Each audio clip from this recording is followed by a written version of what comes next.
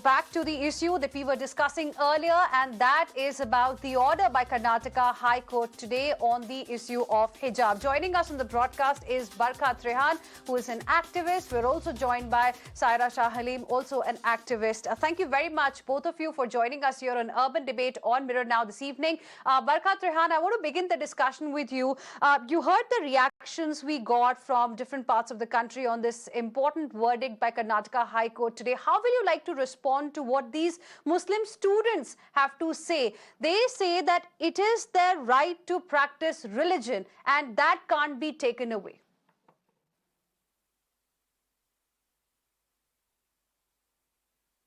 It's a welcome judgment, and I think we all should thank our courts for this.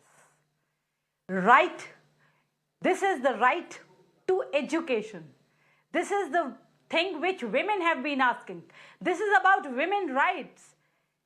Why they need to be forced to wear a hijab? In school or colleges, the time has come when we all should ask the question to each and everyone who is politicizing the issue, the muftis, the Owaisis, that what's the problem? Why should a woman wear hijab and go to school? There is a dress code for a school. Why shouldn't we follow uniform civil code? Instead of politicizing the whole issue, instead of escalating the issue, why don't we encourage, support the women to study, to educate themselves? And if we bring in this hijab everywhere, we are stopping these girls from getting educated. You are free to wear hijab at your homes, in shopping complex, mall, movie theaters, anywhere you feel like. But a school has a uniform code and you have to wear it. And I don't find any problem with anyone, and anyone coming and bringing up some problem or issue with this is at fault. That person is not sane according to me, because we are living in the 21st century. How can we stop women? How can we force, not stop women? How can we force women to wear a hijab in school? Aren't we progressive? And those women who say, a few who say it's my right, my choice. What about in Islamic countries? They are banning it, and here, just because you want to show that you have somebody has given you this advice that is there any competition going on? That if you wear hijab, you'll be given some medal, or you have been poisoned by someone? What is this exactly going on? No sane woman would even think of wearing a hijab. There is no need. While studying, I think everybody should be equal on that platform, and there should be no discrimination. Okay. When you wear a hijab, you're yourself discriminating yourself with the other people. Did you say anything? Okay, Saira Shah Halim, now this is something that we heard from the education minister as well of Karnataka, who told us earlier that, probably these girls have been influenced by some people, because things were absolutely peaceful till about a few months ago. My question to you is simple. What is going to be the impact of such controversies on the education of Muslim girls? It's unfortunate that Muslim girls are being made to choose between hijab and education, because so far so good. There was never ever any issue. I have studied in schools with very strong Christian ethos in convents. There were girls from conservative Muslim families who wore stockings with their skirts. There were some who wore the hijab and came into class. There was never any vivad, any issue, any controversy.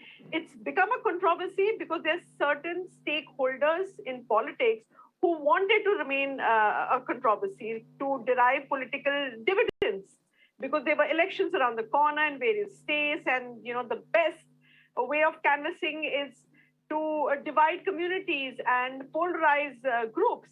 And they ideated this whole thing because the girls have previously worn hijab in classrooms, and there was never ever any challenge. So why is there so much of challenge and hullabaloo now, which there never was previously? And here the fear is that the judgment that is supposed to be exclusive to schools and colleges might spill over to the streets, might spill over to the public space. And that is going to be sadly implemented by goons because they feel that they've got a free hand, they've got blessings of the powers to be, and they can get away by harassing and pushing minorities in a corner. So it is unfortunate because in Islam, there's strong emphasis of education in Muslim girls. The first word in the Quran says Ikra. That means read.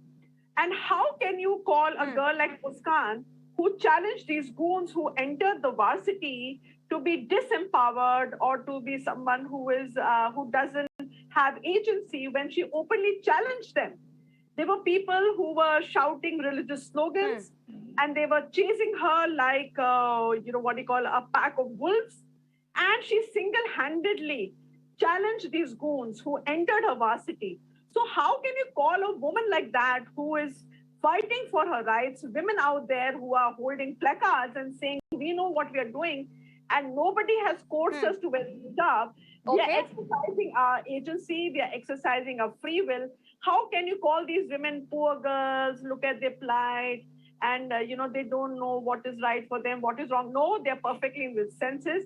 I, as a Muslim girl, am exercising my agency by not wearing the hijab.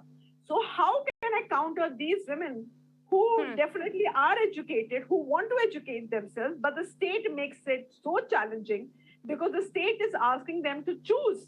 That today, you either choose the hijab or you choose education. So what is going to happen is that these girls will be left out of the education space. They will be left disempowered because... And that is our concern. And that's the reason why we have raised this issue today. And this question is now to both of you. Barkha, to you first. Eventually, who is going to suffer? These children are going to suffer. They haven't really seen schools and colleges because of COVID pandemic for over 600 days. Then when they should ideally be focusing on their examinations, they were out on the streets protesting. It's something that nobody really wants. Don't you think now, with this verdict coming out, there is a need for more sensitization so that this group also does not feel like a minority or a social other, the feeling that has been there? Barkha and then Saira Shah Halim. See, first of all, leave this minority word. They are not minorities. Secondly, my main point is, education is more important than hijab. Everybody would agree with me. They are just escalating the issue, making it political and trying to milk it out. But at the end, the girls will be the sufferers. So stop poisoning their mind. And the influencers should come forward. The Muslim influencers, those who call them scholars, should come in front and explain it that hijab is not important. Education is important if you really want your women to get empowered. Now, this is again a myth. If you don't want to get it empowered, you will not come forward and say this. So tell me, what is the truth?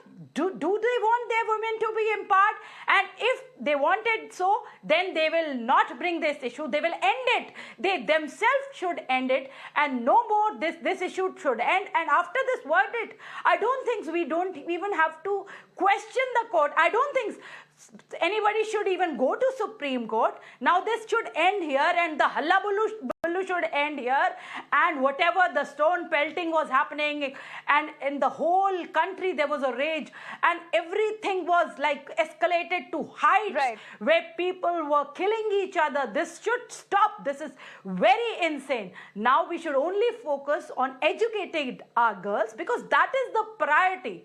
Our priority is a developed country, a new India, where everybody should have the right to educate herself freely. She can go to a school, but she has to, at the same time, be it any religion, they have to maintain the decorum of the school. That is uniform. Uniformity is must, nothing else. Forget everything. Forget everything. No hijab, only kitab. Okay, well, that's Again, something I that even can't hear Karnataka High Court has made very clear today, Saira, with the Karnataka High Court saying that, prescription of uniform is a reasonable restriction on fundamental rights. While right to religion is important, but at the same time, a prescription of uniform is a reasonable restriction on the fundamental rights. Now, where do you see, this storm really ending? Because the education of the girl child is something that we are really concerned about. In 2018, the Minority Affairs Minister Mukhtar Abbas Naqvi had said the school dropout rate among Muslim girls, which is more than 72%, is a matter of huge concern. So I want to ask you that do you consider these women who are holding protests, who know about their rights, who know about the constitution, disempowered and illiterate? Definitely not. They're seeking knowledge and they feel that... No, I'm not saying that. They feel that the hijab is intrinsic to the religion. I'm only going by what the Karnataka High Court observed today and what the facts are, because for us at Mirror Now, the focus has only been about these students not being able to attend classes. That's it. Yeah, so it is... Barkha, let Saira make her point. Here. They are misguided. I didn't say that they are not educated. Barkha, 1 second. Barkha, 1 second. Let Saira make her point. Saira, quickly make your point. Hijab is just a piece of cloth that is added to the uniform. What is the harm if the girls decide that they want to wear the hijab that matches with the dupatta? I don't think they're covering their eyes, they're just covering their head. And who are we to question the way they practice the faith that they feel is intrinsic to Islam? Will we have the guts to tell similar things to a Sikh boy to remove his turban? No, because he feels it's an intrinsic part of Sikhism. We can't do that. And here, this is not only a setback to Muslim women, this is a huge, huge setback to women of India overall, because here we are robbing them of their agency, we are robbing them of their fundamental right, and this needs to be challenged in the Honorable Supreme. This needs to be challenged, and it needs to be appealed to the higher authorities, to the Supreme Court, so that justice is delivered at the earliest. All right, we'll leave it there. Thank you very much, Saira Shah Halim, as well as Barkha Trehan, for joining us here on Urban Debate on Mirror Now this evening. And, well, that's her point of view, and we appreciate both of you for joining us here on Urban Debate on Mirror Now this evening. We'll see what really happens in the Supreme Court in this particular issue now. With this, heading into another short break, but there's lots lined up for you on the other side as well. We'll tell you what's happening in Ukraine.